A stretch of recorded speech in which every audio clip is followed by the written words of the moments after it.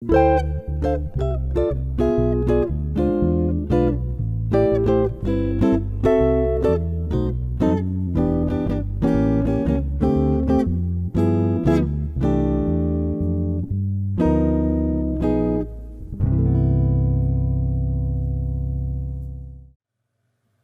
back, and thanks for joining me. In this session, we're diving into Green Dolphin Street, one of the most harmonically rich standards in the jazz repertoire. As always, we'll be approaching it through the Barry Harris method. But in this session, we're also going to introduce some of Barry's signature backdoor chord moves that will add a beautiful surprise to your 2-5-1s and turnarounds. So without any further ado, grab your guitar and let's get started. The tune on Green Dolphin Street is a 32-bar A-B-A-C song form. It's usually played in the key of C or E flat. For this session, we'll be working in the key of C. Let's work through the chord progression and compare a fake book style set of chords with a Barry Harris style harmonic approach. At the top of the screen, you'll see a set of chords in white. These represent the fake book style chords. At the bottom of the screen, you'll see a set of chords in gold, and these represent the Barry Harris style harmonies. In the fake book version, the first two bars are C major 7. We'll be thinking of these two bars as C6, and that's the Barry Harris concept of a C6 chord with a borrowed note from the B diminished chord. It gives us that C major 7th chord. In bars 3 and 4, the fake book version has C minor 7. We'll be thinking of these two bars as E flat 6, and that's the Barry Harris concept of the relative major 6th. Over to bar 5, and the fake book has D7. We'll be thinking of this bar as A minor 6, and that's Barry's concept of playing a minor 6th on the 5th of the dominant. Over to bar 6, and the fake book has 2 beats on D7 and 2 beats on D flat. We'll be playing A minor 6 for the D7 and D flat 6 for the D flat chord. Then on to bars 7 and 8, and the fake book has C major 7. So once again, we'll be thinking of these bars as C6. Okay, on to the B section. For bar 9, the fake book has D minor 7. We'll be thinking of this bar as F6, and that's Barry's concept of the relative major 6th. For bar 10, the fake book has G7. We'll be thinking of this bar as D minor 6, and that's Barry's concept of minor 6th on the 5th of the dominant. In bars 11 and 12, the fake book has C major 7. I'm going to be thinking of bar 11 as G6, and that's Barry's concept of playing a major 6th on the 5th. And in bar 12, I'm going to play C6. Over to bar 13, the fake book has F minor 7. I'll be thinking of this bar as A flat 6. That's the relative major 6. Bar 14, the fake book has B flat 7. I'll be thinking of this bar as F minor 6, and that's the minor 6 on the 5th concept. In bar 15, the fake book has E flat major 7. I'll be thinking of this bar as B flat 6. That's the 6th on the 5th concept. And in bar 16, the fake book has 2 beats on D minor 7 and 2 beats on G7. For this bar, I'm going to play A flat minor 6, and that's Barry's concept of playing a minor 6th on the flat 2 of the dominant, and that produces an altered dominant 7th chord.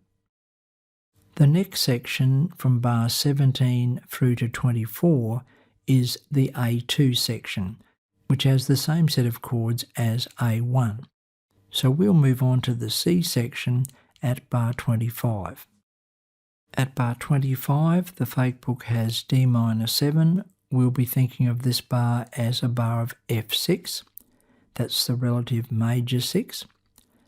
In bar 26, the fake book has 2 beats on B half diminished. We'll be thinking of this chord as D minor 6, and that's Barry's concept of the relative minor 6. For the 3rd and 4th beats in bar 26, the fake book has E7 flat 9. We'll be thinking of this chord as an F diminished 7th chord. In bar 27, the fake book has a bar of A minor 7. We'll be thinking of this chord as C6. In bar 28, the fake book has 2 beats on F sharp half diminished and 2 beats on B7 flat 9. We'll be thinking of this bar as 2 beats on A minor 6 and 2 beats on C diminished. In bar 29, the fake book has 2 beats on E minor 7 and 2 beats on A7.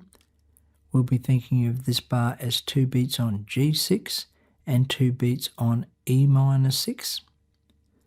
In bar 30, the fake book has 2 beats on D minor 7 and 2 beats on G7. We'll be thinking of this bar as 2 beats on F6 and 2 beats on D minor 6. In bar 31, the fake book has a bar of C major 7. We'll be thinking of this bar as C6. In bar 32, the fake book has 2 beats on D minor 7 and 2 beats on G7. Once again, I'll be thinking of this bar as a bar of A flat minor 6, and that's Barry's concept of playing A minor 6 on the flat 2 of the dominant to produce an altered dominant chord. Okay, let's have a listen to how all this sounds. For the B and C section, I've kept pretty close to the type of chords that I've just went through with you now.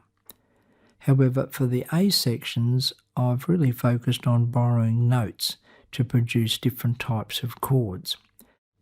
In the following examples, the chords are indicated in blue dots and the borrowed notes from their related diminished chords are indicated by green dots.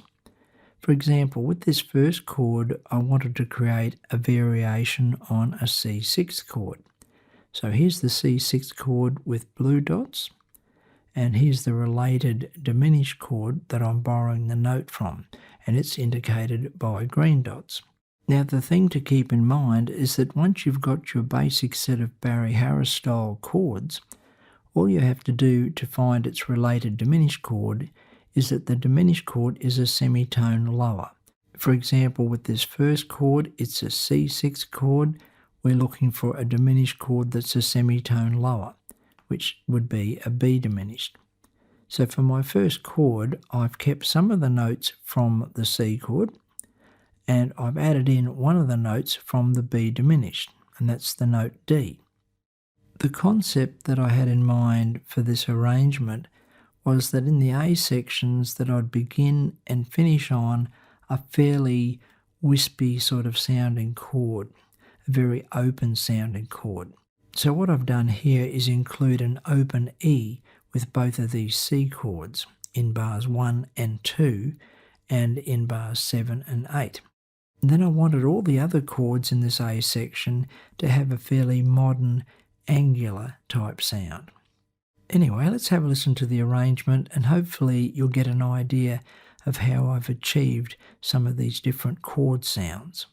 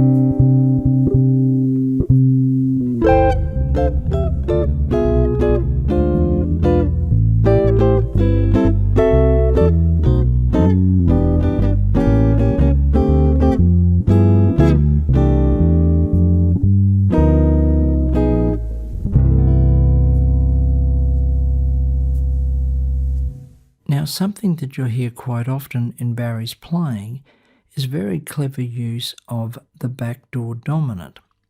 Now, if you're not sure what the backdoor dominant is, it's basically a dominant 7th chord a tone lower than the tonic.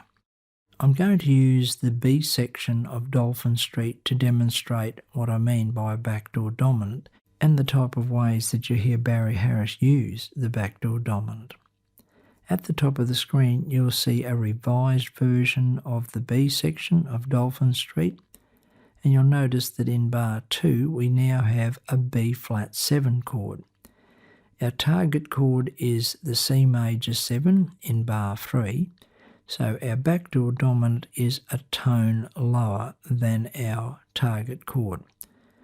So instead of using the traditional 2-5-1, which would be D minor 7, G7, C major 7, we're now playing D minor 7, B flat 7, that's the chord that's a tone lower than our target chord, the C major 7. And we're doing the same thing in the next 4 bars of the B section. We're starting on F minor 7, then we're playing D flat 7, a tone lower than our target chord, which in this instance is E flat major 7. Let's have a listen to this new version of the B section of Dolphin Street using backdoor dominants.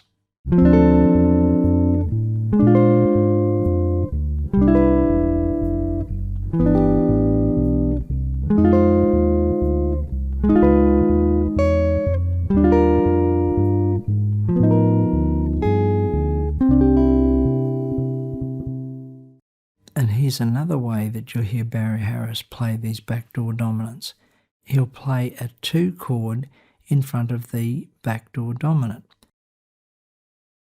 So once again, looking at the second bar of the B section, we have our B flat 7, which is our backdoor dominant, and you'll often hear Barry play a 2 chord, which in this instance is an F minor 7 chord, before the backdoor dominant. Let's have another listen to the B section of Dolphin Street, this time keeping an ear out for these new backdoor 2-5s.